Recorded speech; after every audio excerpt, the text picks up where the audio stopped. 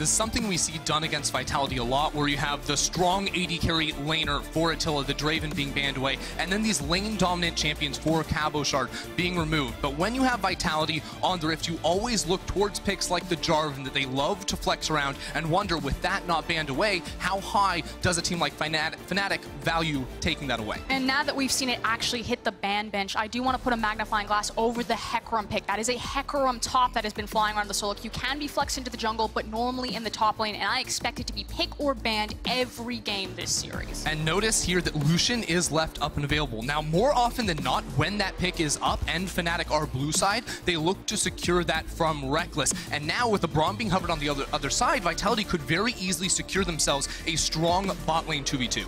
And a lot of pressure then onto Attila and Jack Troll to make the most out of those priority picks. If it does end up being a Lucian here, Braum, of course, strong in just about any situation, so securing early makes a lot of sense. Jarvan, interestingly enough, a flex pick for Vitality, will be the second lock-in. What's interesting for me is kind of where these teams put their priority. You already mentioned that Fnatic love to grab a lot of firepower early for like a lot of lane-dominant champions like that Lucian. On the other side for Vitality, they love using the flex pick of the Jarvan between Cabochard and Mowgli. They will sacrifice almost everything to create a strong side of the map top side. Whippo said it. If you don't crack under Cabo, you can just win the game against Vitality. But if Cabo has his way with you, there's a reason why he's the most dominant top laner in the LEC. There absolutely is. And now that we see Fnatic pick up this Lissandra for themselves, something that Vitality often do is save counter pick in mid lane for Jizuke. But we see Lissandra, we're reasonably sure that's going mid lane for Nemesis. I think this is a time for Jizuke to pull out a pick like the Zoe to counter it against. Don't I hear the crowd go, ooh, Vayne throwing down the gauntlet. I was peeking in at the solo queue. Everyone in the LEC is spamming this champion. Reckless has been driving it home, putting in the time, putting in the numbers on Vayne. He's ready.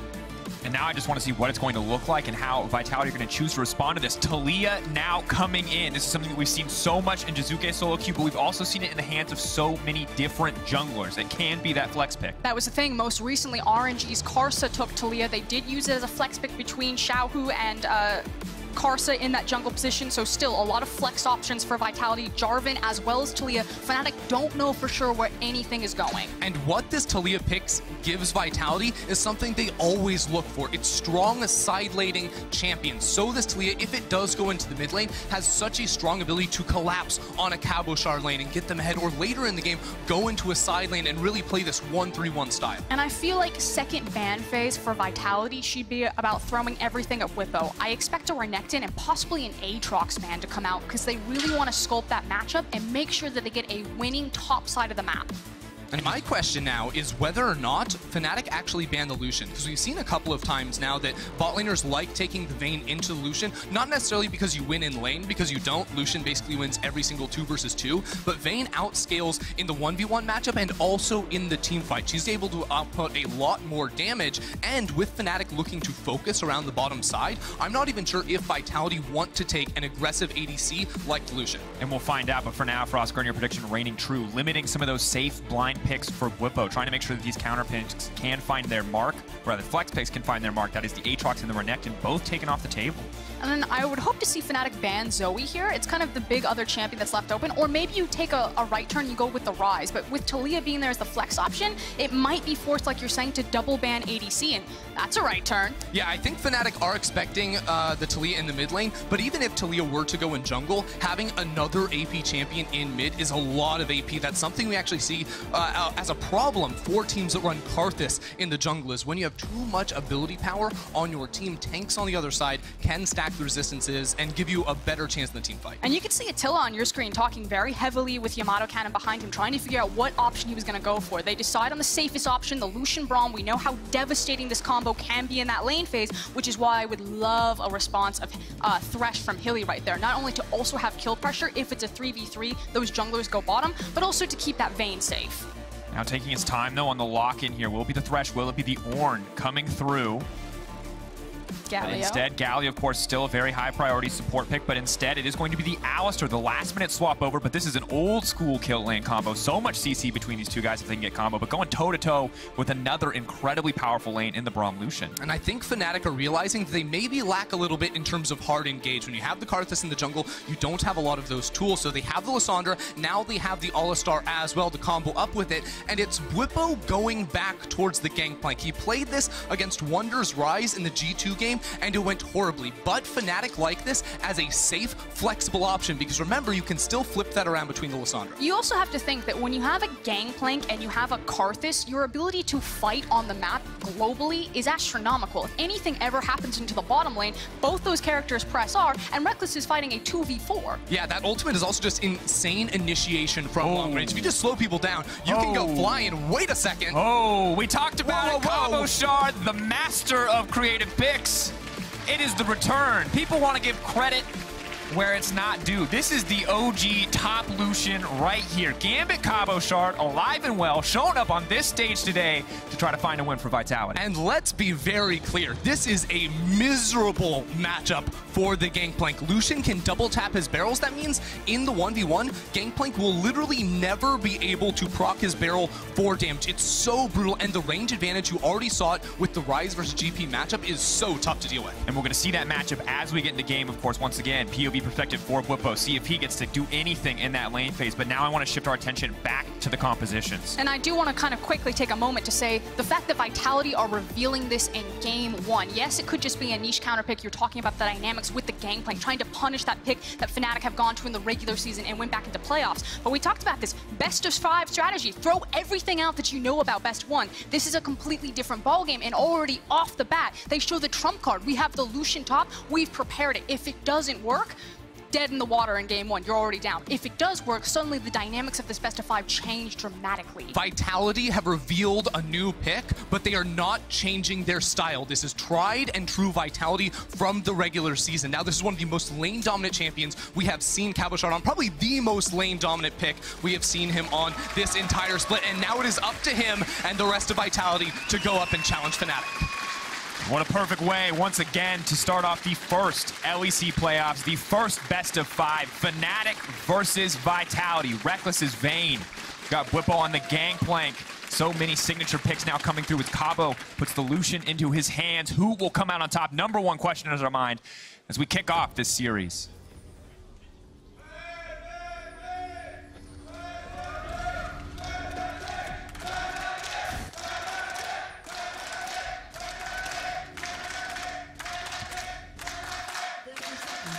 Pretty clear with the 6th man, the crowd behind the Fnatic fans right now, but we do have a moment we can talk about the level 1s. The analyst desk spoke about it. I know there's a great article on LoL Esports right now that talks about it. Fnatic love to use early level 1, possibly delayed invades to split the map.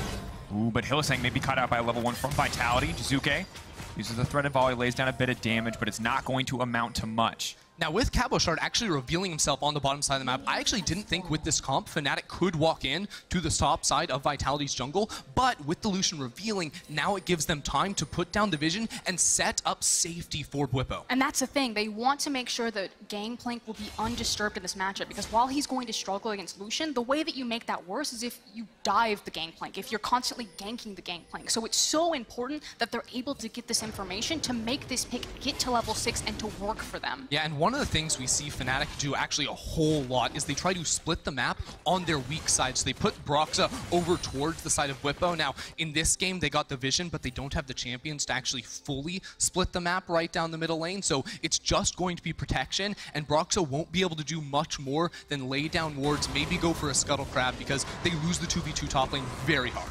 Absolutely, but for now, it's still the level 1, but we're going to do what he can to pick up the farm. You notice no Kleptomancy in the hands of this Gangplank, grasping and dying, taking the safe route, but Mowgli not interested in playing it safe, instead going for the aggressive invade. Quintessential Mowgli, gets a buff, goes right in to try to stop any action on the top side. I really love this pathing from Mowgli, and it's something we see from him so often. He takes a very aggressive jungle champion and looks for those small wins, where he invades into the enemy jungle and takes away some camps. He actually counters the wolves, and because Broxa doesn't know that, he's going to be denied that experience when you are on this scaling champion that wants to get to levels and wants to get to level 6. Yeah, and in tandem, Jizuke was also moving with the invade from Mowgli. He skirted down onto the red buff. He's now placed a ward. So Vitality have full information and eyes on what Broxa is doing with this Karthus pick to open up windows for where Mowgli wants to attack this map.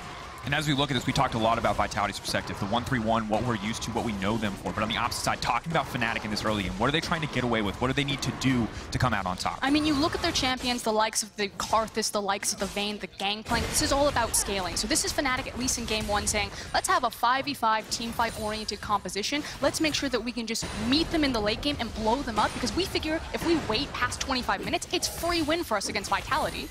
All right, so now I want to take a chance to look at this path. We're actually going to have to put that on pause right here. Oh, just kidding. We're going to be able to look here at Vitality and the pathing from Mowgli. Notice where he is inside of this jungle here from Broxah. All of this early vision now is giving him the tools to go for the double scuttle crab. If we notice this, he went for his red buff into the enemy wolves. Those were counter jungled, forced Broxah out of his jungle, and then got both crabs. Now this gives him so much time to go back to his own side of the jungle and just dominate.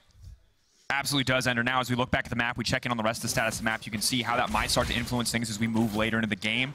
Of course, level 6 for the Karthus, as you mentioned, incredibly crucial. It basically means, and you can see this reflected in Vitality side lanes, that both Cabochard and Attila and Jacktroll can be super far forward because that safety has been set up. So Fnatic, the plan existed. Ooh, Hold on, now, sorry. Don't exactly expect a level 3 Karthus gank. Red buff, he's going to have to auto-attack at some point, but just trying to relieve a bit of pressure from Whippo. Cabochard is unconcerned. He wants the 2v1 if they're willing to commit to it. And I love that use of phrase, alleviate pressure, because that's what Fnatic want to do. They want to survive the lane phase, but because Mowgli got double scuttle control, things are starting to crack and bleed. And so now, where does Mowgli finally punch that hole through Fnatic's defense? That's the question here, because right now Mowgli is still just farming. He's building up a massive CS and gold advantage. He just hasn't gone back to base just yet. So he's sitting on some money. Once he goes back to base, then he can start to look to attack. But I think it relies on Jizuke. When Jizuke hits level 6, they are going to look for an ultimate play around the top side of the map to completely shut down Whippo. For now, Broxah doing what he can to keep up, and the bot lane still relatively even. Reckless, generally, you kind of expect to be on the back foot in this lane, just given the raw power of Braum in a lot of these melee matchups. Bazooka potentially in trouble in the mid lane. Karthus now coming in. A lot of immediate CC knocked back there into the Unraveled Earth, but he's now running. Maybe one more is going to land. Jizuke running for his life. He's going to take some footwork. Where's the skill going to go? Not going to connect. Just barely living. And the flash from Jizuke, he held on to it from so long, knowing exactly how much damage could come through. Got both flashes. Now we see bot. Vayne, Alistar now looking for a kill. Jacktroll going to try to back off, has the Unbreakable. One more, he's going to proc the stun. Reckless now going to be in trouble as they continue to extend this trade. The longer the fight goes, the more damage Braum is going to get in, but Hylissang there to body block and immediately action across multiple lanes. Yeah, Reckless and Hylissang going in there looking for the fight because they saw the mana bars on both Attila and Jacktroll were so low. They ended up getting the worst of the trade overall, but knew they could not fall down there, and all the summoner spells are retained except the additional ones, the Ignite and the Heal from both supports. But we are starting to get a bit more life from Fnatic in this early game, not just in their individual lanes, but in Broxah getting control of this Scuttle Crab. Now, because they forced Jizuke's flash as well as an early TP, it meant that he wasn't there for mid priority, which means on second rotation of Scuttle Spawn, Broxah's actually able to take it because Nemesis was on his wing. And you have to think that one step further too, like when does Broxah actually gank mid lane? It's right before the Scuttle Crab does spawn, so it forces a reset from Jizuke. So while Vitality have the winning top side of the map, like they slammed this, right? Well, they don't actually get to use it because Jizuke was forced back to base. Now it's nice to see Mowgli making a response on the other side of the map. And a very bold call to go in for the solo Infernal Drake on Jarvan, but Jizuke now moving down, of course, can get spotted out here by this ward. Will make it a little bit awkward. Gonna make it a bit more difficult for Contribute. Now to play acting, he just has to kill the ward and walk away. Wait for that one to die at least before he contributes. So the team doesn't know that this is happening, but the ping's now coming out. They know that they have nothing on that side of the map, so they will just have to give this one up to Mowgli, and he'll just barely survive that exchange. And look at Vitality, the map control they have at the moment. They get the Infernal Dragon on the bottom side while Cabochard invades and puts down Vision. That's going to allow him to play even more aggressive in this lane. But you can see Whippo, even in losing matchups, still continues to play up. And that's why I was thinking maybe Cabochard can try to exploit this tendency from Whippo to try and go a little more aggressive in matchups where he really shouldn't. And when we talk about this matchup from the perspective of Vitality, we said this is all about the top lane. Cabo's the guy that they've been playing through for most of the split. This is what led them to the most success. But is he building a big enough advantage right now in what was a counterpick matchup? I think it's also about kind of redefining what it means for a Vitality's playstyle. People expect them to still be this very explosive, kill-heavy, fight-heavy team, and while that is true for them kind of in that mid and that late game, early on, it's about small advantages. Exactly, and it comes down from Mowgli and Cabochard. Mowgli through his counter-jungling, trying to build up CS leads, and Cabochard getting strong matchups so he can build up in these small trades. So you get the CS, you get chunks down, down onto the enemy tower, and you build up small but sure leads until eventually you hope to reach a critical mass. Kavashard now just backing off, using the ultimate to disengage. Broxah doesn't want to push any further. Mowgli on the way up, though. As is Nemesis. Whippo, though, still with the flash available. A bit of a difficult spot for them to find themselves in. Now both sides do look like they are going to back off. Mowgli, of course, knowledge of the bush is unwarded. Can continue down. Could look to extend the play, but Whippo now waiting in the bush. This is a difficult spot for him to be in. Has to be careful. Just a bit of damage laid down by Kavashard. Mowgli not going to push for anything else. That was very aggressive from Whippo. I think that there was concern from Fnatic members that they didn't have perfect information about where Jizuke is, and now that he has access to his wall, the fact that even though Nemesis was starting to cheat up, that Talia could be there at any time, and it wasn't worth the risk with Broxah so close to level 6. And while Fnatic maybe didn't know exactly where Jizuke was, I think Vitality are running into some problems with Jizuke, because I constantly see Nemesis with the priority in this middle lane, which is stopping Jizuke from making plays. He's gone for a couple of resets when Mowgli was on the top side, but now finally he is making the move, and with Mowgli, Whippo really needs to get this base off. Has to be careful. Getting closer and closer to that point, but the stopwatch still not available. Walling him in. He's not going to be able to escape this one. He's going to try to flash to safety, but the auto connects. Mowgli getting that first blood. I mean, great play from Vitality, but I really don't know about that flash, Bobo. He looked dead to rights. Even with Broxah sort of waiting behind, you can see how much scaling Fnatic drafted themselves in and how hard that is making it to play around this top side. Vitality saw the crack and broke it. And now with Vitality in a good position, they have the lead, they have the Infernal Drake in a bigger advantage on top side. Some of that now snowballing into the pockets of Mowgli as he continues the more tanky build for Jarvan. They're in control to dictate the pace of the game, and this is kind of their element. This is what we expect from them when they pick these strong lanes, especially on the top side. And now you're looking at the refresh of the cooldown from Talia wall and about Jizuke and Mowgli moving together to set up plays like this across the rest of the map. You absolutely are, and I think that it is worth noticing now. Vitality, one of the common criticisms for them throughout the whole split was their bottom lane and maybe dying to between these matchups, falling behind while the rest of their team was trying to make plays up topside. But it's worth pointing out that Attila is actually leading in CS up against Reckless. Not only are they holding their own, but they're actually laning very, very well here to make sure that Vitality have leads in every single lane. And the thing that I like is that he's not going for the immediate tier. The God is here to try to get those stacks. He goes for the Sheen so he can contest, so he can match the Vayne in terms of damage output, making use of that last pick that they saved. And of course, it's less important now that you get the earliest tier possible because there's no longer double tier on Ezreal. So you don't need to stack that up as soon as possible so you can begin stacking your second one. So he's not punished as you would be before for itemizing first into Sheen. Yeah, and we've seen some AD carry Ezreal sort of go back to the physical damage as Cabo just nukes it. Yeah, trying to extend that trade, uses the Cutlass for the slow, a few more autos, wants to get forward. Oh, buying a bit more time, but playing that one so well! No!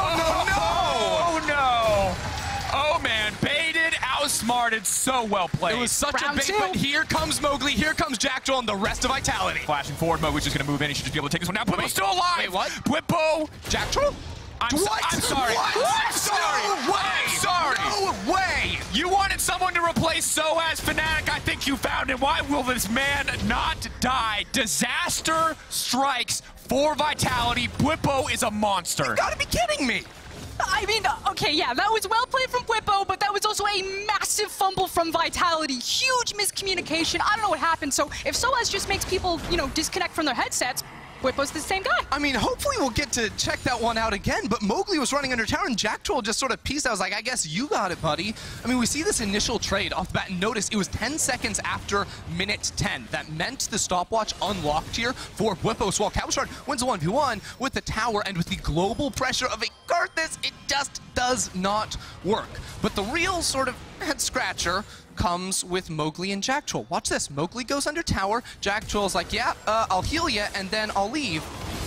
Now they're going to continue to extend the play, though. They've decided they want a little bit more. Whippo, no stopwatch left this time. Vitality are fully committed for a little bit of revenge. They will get it that time. Folks, third time is the charm. First two didn't work out. Whippo says, yeah, okay, I guess. Does go down in the end on that one. So Vitality, while it was a bit unfortunate series of play from their perspective, they do manage to grab the kill on the repeat. And of course, at this point, Whippo's saying, I can go down, I'm losing a lot here, I don't have my TP, I'm gonna have to walk all the way back to the lane, I lose the plates, I lose the experience, I lose the gold, but I still have the utility anytime my ultimate is up. But Fnatic now seeing that the top side is in a dire position, have decided to commit to the bottom side, willing to give Whipple up, willing to have him go even further behind to try to get something on the bottom side. But Broxton now has to flash, overstaying his welcome. This is actually really, really good here from Vitality because the bottom lane's able to stay safe, and with the threat of the Weaver's Wall coming in from Jizuke, Fnatic can't overextend for the dive. While all of that is happening, Mowgli goes for this Herald uncontested, and now I'd love to see him run top lane, place it, and get the full 5 plates before 14 minutes. I mean, the reality is that this map has collapsed.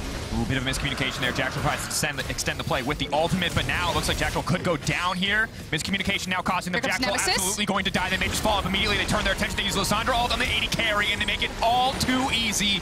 Double dropping for Reckless on the bottom side. But Fnatic had to force that play. They recognized that the top side of the map completely owned by Vitality. If it didn't work there, they were going to fall further and further behind. So great read on the situation to say, no, no, no, force this, give everything to Reckless. At the same time, it's a huge fumble from Attila and Jackal, who, yes, took a good trade in the 2 versus 2, but you have to know Broxa and Nemesis were on the Dragon. They overextended, and that brings us back to sort of the criticisms that we have seen from this 2v2 in the past.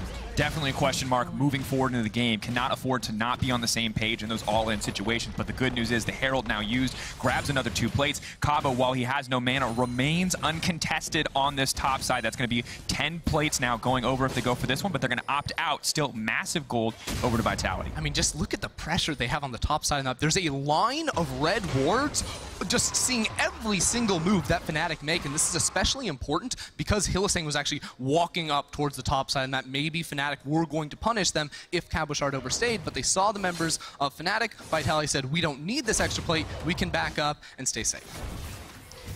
And this is kind of the head scratcher for me. As you can see, Jackal clearly has the kill in his sights, but they don't respect Hylissang coming in. Attila uncertain if they want to fully commit.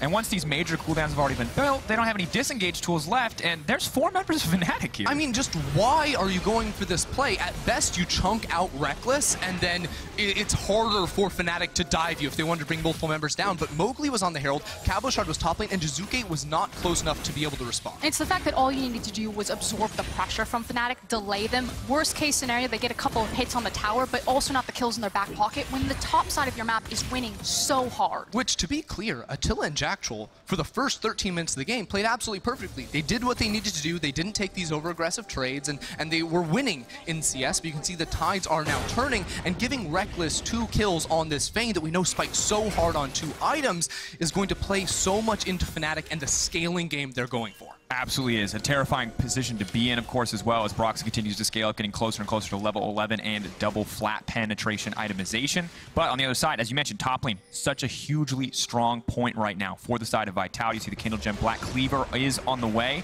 Mowgli, though, does now have to back off here, so overall, despite what looks like Vitality kind of dictating the pace for most of this game, Fnatic have been punishing left and right and keeping it still a pretty close game, about a 1K difference between them. I mean, they're finding their windows where they can get in these quick jabs, but it's still Vitality that have been eating up most of this map, and topside's about to go down. The fact is that with the Bork completed and the Kindle Gem on the way, there's so much safety for Cabochard having the CDR as well as the extra health, and infinite sustain to just sit up into this tower. Whippo was never going to move him from that point. And while Vitality have a lot of advantages right now, specifically around Cabochard, I think we have to talk about how this team actually looks to play games, because this composition and the style Vitality have had all split long is not about, you know, getting to 25 minutes, having a big team fight around the Baron buff, and then winning. Rather, it is about setting up Cabochard to be a strong split pusher, to dominate in the side lane and continually build up an advantage more and more and more until you reach a point on this Lucian where you can just take over a side lane entirely and no one can match. But what's really interesting about Fnatic's composition is how it can actually play around a 1-3-1. You know, let's say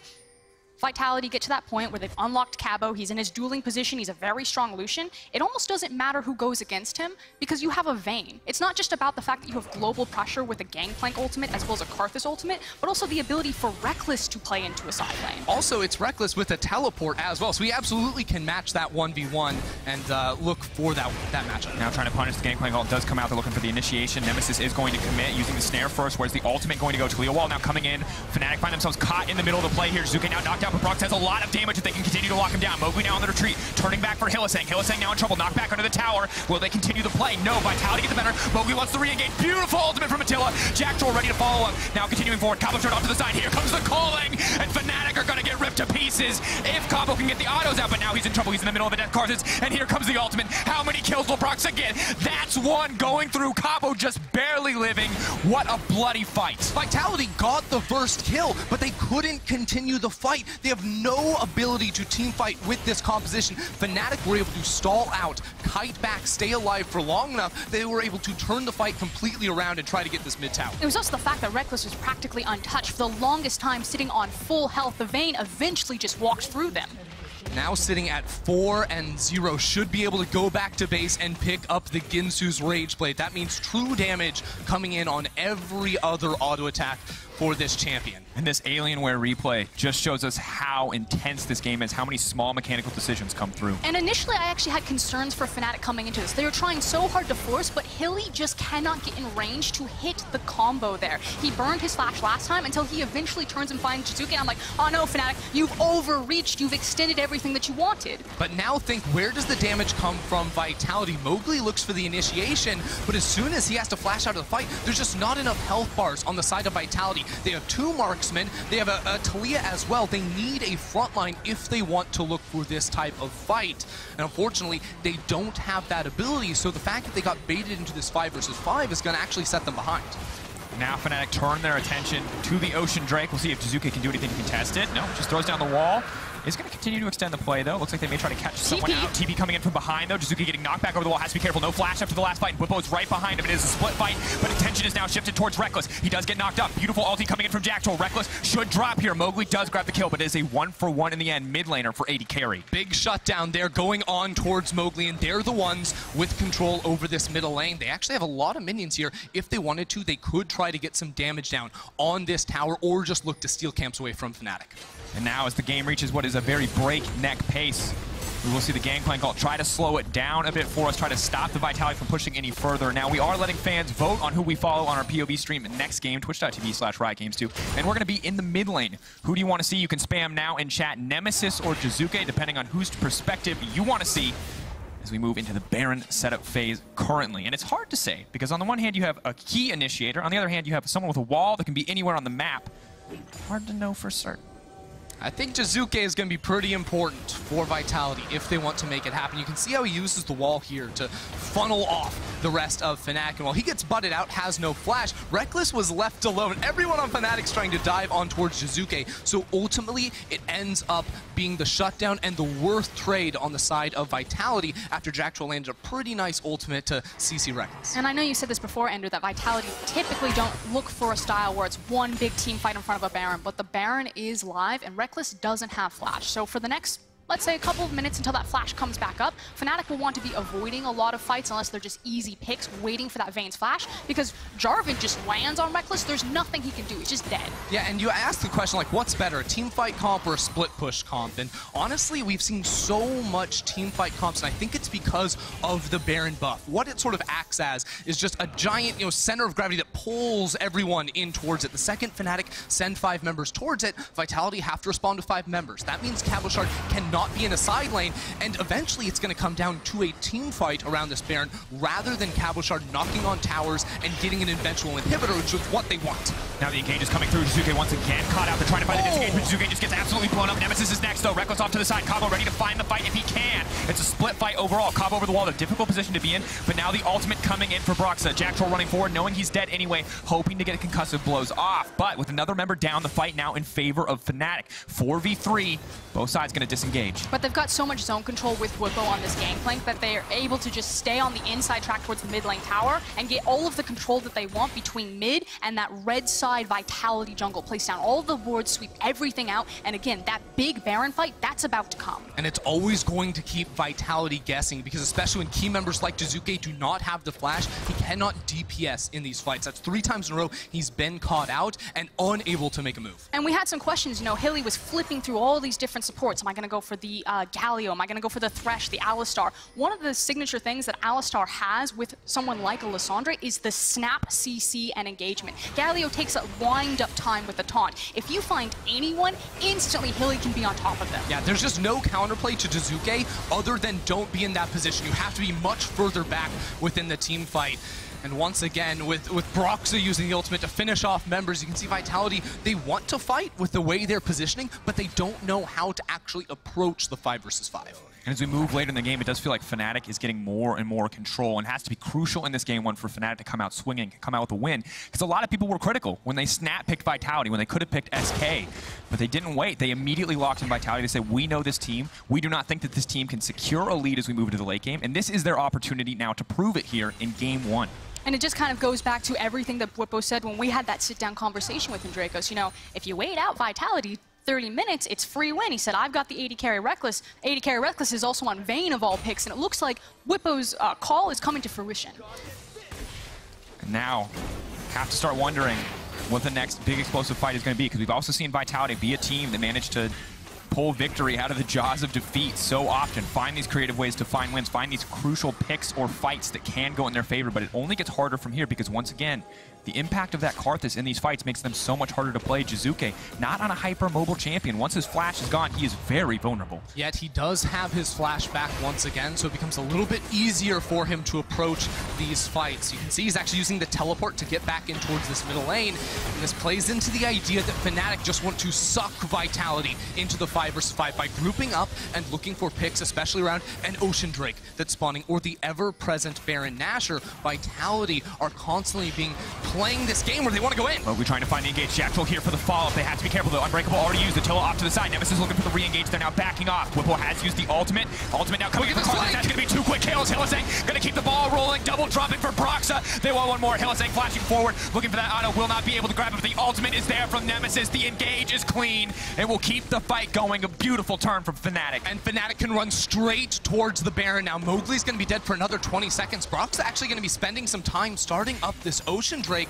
Doesn't seem like they want to push the envelope too much, but Hylissang is on the way. Do they just want to take both at the same time? They have so much time, Ender, and so much confidence that they are unconcerned. Remember, that is a 2-item Vayne. Every 2 hits is the true damage proccing on this Baron. It is just going to shred right through. And it's the fact that Bwipo has already kind of herded the rest of Vitality like cats towards the complete opposite side. They know that they've got a massive death timer on Mowgli, and Bwipo had full eyes of where everyone else for Vitality was. Yeah, Bwipo, by the way, who got counterpicked miserably, got hard camped by Mowgli and Jizuke, and is still keeping relevant inside of this game. It is now him with pressure in the side lane. Cabochard really struggling to get anything done anymore. And Jizuke's face said it all in that replay as we take another look at this one. At this point, the flash is just about to come back up for Reckless, so Fnatic are saying, let's go. We can force this fight. We can capitalize on this. And this is a point in the game where Vitality need to better understand how their composition can actually pull off a win, because I do not think that a 5 versus 5 is ever winnable for them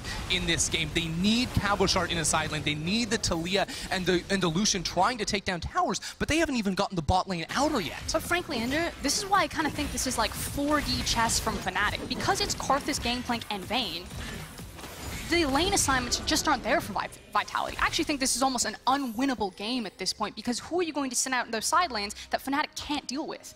And who are you going to send when Broxah is getting closer and closer to level 16, has double flat pen items, a 10-stack Dark Seal, and a Rabadon's Death Cap? Who has enough of a health pool to survive that? It's Mowgli. Mowgli can't split push, he doesn't have any damage. I feel like every single player on the side of Fnatic played the same, like they had the same story in this game where it's like, you know, get bullied around early, Bwipo lost lane, Brox was getting invaded by Mowgli, but eventually just do way more damage than you. And with the scaling of literally every single champion on Fnatic's side, it becomes so easy for them to look for the plays and look to close it out. See a lot of damage getting put down onto Nemesis, but the Gangplank ult just forcing Jizuke even further back as this tower is now set to fall. Bwipo trying to retreat on the bottom side. It's going to take a lot of resources if they want to extend this one. Concussive Blow is not going to be cleansed away by the orange, however, but no follow-up here. Still a walking face first from Jungle. Has to be careful, but not concerned. Knows it's just Hylissang. Hylissang maybe overstaying is welcome. Shot down Proc. He's going to get knocked back. Beautiful use of the Blast Cone. That's going to be a free pick. Will Nemesis try to extend? Will just back off. So that is a small consolation prize to the side of Vitality. I don't know about that one, Hillesang. That seemed pretty troll to me. He's literally just running into the Ezreal. I mean, he's buying space. He got his team a tower on the top side. You know, he's pretty far ahead. I think he thought, like, I have the fear factor on my side, because if anyone else is here, they die instantly. No, but, he was like, I've got the blast cone on my side, except surprise, you're against Taliyah, who is now returned on 9.6 with the changes to Dematerializer that allow her to clear waves and compete with wave control. And kill Alistairs who are trying to blast cone out. That's the important part. It was a nice flick from Jizuke to say, come back. Yeah, he did time it very well, and honestly, it's hard to get away from an Ezreal with the red buff, but Hillesang probably just needs to pop the ultimate a little bit sooner. Give me this. And, wait, where am I going? That's the problem when people don't build attack speed Alistair. Your attack speed or attack animation is too slow, and you can't blast cone out to safety. I think there were a lot of members of Fnatic really close to him as well, and he was probably calling, oh, I can get out of a problem, I have blast cone. And they're like, okay, we'll farm Raptors, we'll push top lane, get the tower, and he got left out to dry. Or they're like, Hillesang, you did it again. can't just let you get out of this one. And he's not afraid, though. Despite that, remains completely unconcerned, has the Hex Flash available, has the ultimate available once again. And you can tell that Fnatic dominating in every lane, pushing every lane out at this stage, and ready to just kind of threatening Vitality, saying, come at us, try to start a fight, see what happens. I mean, Vitality, they're looking for like the miracle throw from Fnatic right here. Maybe they just find someone out of position, snap, blow them up. Or at this point, you're trying to stall out the game long enough while everyone in comms is like, okay, what happens for game number 2? Yeah, I mean, we all remember Fnatic versus G2, right? They had an early game advantage, and they overstepped their boundaries. They dove an inhibitor tower, and that gave G2 the opportunity to sort of claw their way back into the game. And while I think Fnatic had time to sort of learn and recoup from that match, Vitality definitely need that type of thing to happen again. The unfortunate thing is that they don't have a lot of options on this composition for any sort of late game damage, especially because double tier Ezreal doesn't exist anymore. You can see his build right now, Muramana, Iceborne, this is kind of your core, and then from here, pros are kind of split. Either you go Bork, hold it, or you go in on Hillesang as it is now the turn.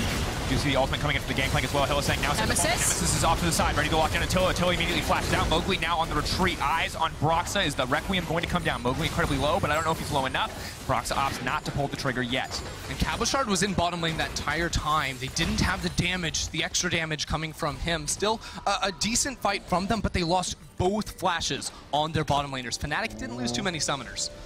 This is going to be a tough spot to be in. Reckless now moving in. The rest of Fnatic ready for the collapse. Got 2 James with dashes. They're going to have to commit something to find a kill here. Nemesis would have to flash, but there's a blast cone as well, so it will be the disengage. Just take the Infernal, Fnatic. It's free. And Triple Ocean, too. Where in that situation where Mowgli maybe gets a little bit of damage down, maybe gets 1 or 2 cooldowns, Fnatic are just full health again next time you want to fight. Okay, but back to Ezreal right now. So he's in 2 places. Your core is Iceborne and Muramana, and then you either have to choose, you either go the Hextech Gunblade or you go for your Blade of the Ruined King. I like the emphasis on kind of the AP burst by taking Sorcerer Shoes, and personally, I feel that Hextech feels a lot better because you still kind of have that assassination potential. Yeah, there's also some fun things with the Hextech as well, where you get extra healing from both your W and your E. Those are the magic damage spells that typically you don't get out of the Blade of the Ruined King. But this is the traditional Ezreal build that was sort of the stock blue standard. Ezreal. It was the blue Ezreal standard up until, you know, about a year ago when that double tier build was first introduced. So it's what Attila is comfortable with and what he's going to be hoping he can try to contest Fnatic with. And it means you have so much kite potential as well as the ability to fight front to back, and that's what we saw kind of in the last team fight from Vitality, that between the Ezreal and the Taliyah, they're still able to put down great chip damage, but the issue is that there's just so much hard engage from Fnatic's composition, so as long as Vitality can survive that, maybe they whittle their way, weasel back into this game, but if that hard engage ever finds them, they're done. Yeah, flashes are absolutely important. Jizuke actually using the Unsealed Spellbook to switch over to Cleanse as well to keep himself safe against the initiation of Nemesis. He did just finish the Rabadon's Death Cap as well. It's probably the best spike you can look for, but Hillesang on the flank. Flank now looking for the fight, looking for the engage. Is going to use Righteous Glory now leaping forward, wants to knock Attila right back into the team, and the follow-up is there. Immediately Reckless is just going to tear through them. The double for the Vayne. Reckless wants to keep it going, has to be careful. Flashes forward, unconcerned. Out comes the Requiem. Bye-bye to Jizuke. That's another one dropped. Mowgli running for his life now as well. Ulti still connects as well. The animation was already finished. Mowgli now set to fall. Another kill dropping for Fnatic. And the hard engage found Vitality, which means it's not only going to be the Baron, but surely the game at this point. Fnatic have everything, including coming up to a 10k gold lead. Yeah, Fnatic, they're duoing the Baron while the other 3 members, because everyone stayed alive on their side, are still going to be pushing up. Cabochard couldn't TP into that fight. He was recalling in bottom lane when Fnatic found their mark, and 2 inhibitors will surely fall. And Hillesang has been fishing for that flank for at least 5 minutes now. He finally finds it. And the game is just now set to end. 2 inhibitors dropping. They can look to turn the fight onto Nemesis, but the rest of Fnatic now set up to collapse. Hylissang ready for one more headbutt pulverize. But instead, they set their sights on the inhibitor and they retreat. With 2 down, though, without a composition that does well in these fights, you have to feel like Vitality are just planning for game 2. Or gonna TP in and try if this is the last-ditch effort. They must make a play like this, but it's a Taliyah on the flank, and she's gonna set up the wall. Oh no. Hylissang's here. Oh no. Bye-bye. Oh, wait a second. Jizuke, I believe, has finished the death cap now. That is one terrifying Taliyah. We have hit the late game status, but no one else is here. He's trying desperately to run. Does manage to get a bit of damage down, but only a mid laner killed. Huge commit, but honestly, really no other options were left. Yeah, exactly. Hero attempt from Jizuke right there. Not only that, but just puts, I think it was Nemesis, into the ground. Yeah, just instantly blew him up. You can see the flank from Hylissang. Watch how he holds onto his spells. It's a Q flash for the knock-up onto Attila, so he can headbutt him into the face of Rekkles. Rekkles, like, sneezes on him. The Ezreal instantly dies, and then Broxa participates in this fight with the 1 button. And this is something that we do need to talk about, though, because Fnatic have been kind of stuck in this area where they're just finding the big fights, and when they do find them, they win. It still is relatively difficult to siege with how short range that they have if Nemesis isn't there. They need that Lissandra to approach towers and to threaten to kick down. So the Baron was very important for this composition to get to this point on the map where it's just the Nexus towers and bot towers standing for Vitality. And they were facing that lull, but now that they've broken the base, they have 2 inhibitors down. It becomes a cakewalk here for Fnatic. They're grouping up with 4 members in the bottom lane while Bwipo escorts the wave in mid, keeping the Baron buff on top of it, so it takes 4 members of Vitality to even try to clear this one away. And as this wave crashes in, Fnatic can look for the tower or maybe just the hard engage. Ulti comes down for the Gangplank, just slow and steady is the name of the game. Hylissang stepping forward, threatening. Everyone knows that headbutt pulverize hits, you die. That is the name of the game right now. One final desperate team fight is all that's left for Vitality. Maybe, just maybe they can extend the game a little bit longer. But it is definitely in Fnatic in absolute control with the cannon minions here. You have to feel like it is just a matter of time. Vitality needs to start a fight or just end the game on the side of Fnatic. Super's pushing in on the top side as well. It doesn't feel like there's a lot of avenues left. Hylissang bringing the minions up towards the tower. Fnatic are saying, come to us or your base will be destroyed. They hit the tower once, it falls, and Vitality have nothing left to save them. Taking their time, Jizuke off to the side, looking for the wall, looking to split up the team at least a little bit, hoping to find that perfect angle, hoping to split up the team. Rekkles off on his lonesome, off to the side. They're now kicking the fight off. Rekkles is not in the fight. That could be an issue stepping forward. Cabo leaping into Broxa. Broxa is so incredibly low, but does have the ultimate available. If he gets killed, he will still be able to full channel the ult. But Fnatic, they are simply too far ahead in this game. They set their sights on the Nexus, and they're going to take game 1.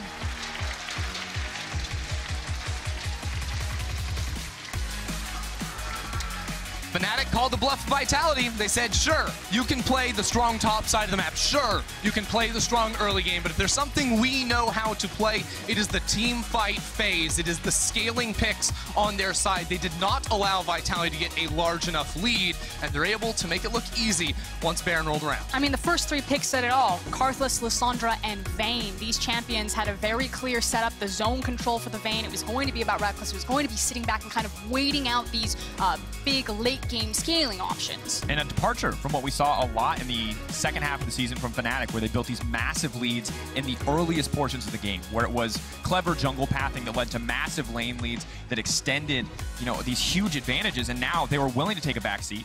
They had these lanes that were in difficult positions, but when push came to shove, they just out-executed in the mid to late game. Yeah, I mean, we know that being able to show multiple styles gives you such an edge when it comes to playoffs, when you have to play these best of 5s, and you have to ask the questions, is this the right choice for the team we are facing? Fnatic absolutely looked like they had the right read on this game, whereas Vitality, with the 1-3-1 comp, the Lucian, did not seem like they knew what was going on at all. And the terrifying thing is Vitality have shown kind of 2 aces that they had. The Taliyah pick coming back, a signature for Jizuke, and then as well as the Lucian to try to figure out what was going to happen with that GP. Now that it's failed, where does the option come from in the draft phase? Do Vitality have anything else left? And momentum in best of 5s is always so important. You want to be that team that's winning the game, because then there's no pressure on you to change. Fnatic could try to get the same exact thing in the next draft, and they would be incredibly happy. Fnatic don't have to change anything. That's the nature of winning game 1, especially in these types of mind games. They didn't try to play for the lane phase. You know, they didn't even really get their early invade. It was just a neutral map. They managed to survive the lane phase and won anyway. Fnatic